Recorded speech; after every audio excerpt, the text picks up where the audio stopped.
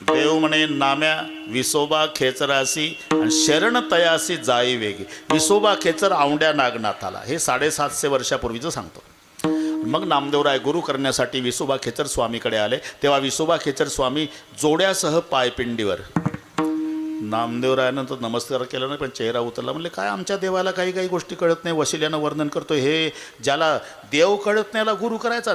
जोड्यासह पायपिंड. कुठला रे बाबा? पंढरपूर. इकडे कुठं? तुझ्याकडे झालो होतो. तुझ्याकडे काय? आमच्या देव बाप्पांनी पाठवलं तुला गुरु करायला. बरं मग मग मग करतो. अरे जोड्यासह पायपिंडीवर आणि तुला गुरु? अरे थकलो रे बाबा, म्हातारा झालो ना म्या रे. पाय उचलत नाही तर तिथंच कसे ठेवता आले? वाद वाढू नको भाऊ, आता 10 वाजले. दुसरीकडे ठेव पाय. दुसरीकडे ठेवले जिजा, तिथं पिंड. तिसरीकडे पिंड. भोवताल पाय फिरवले.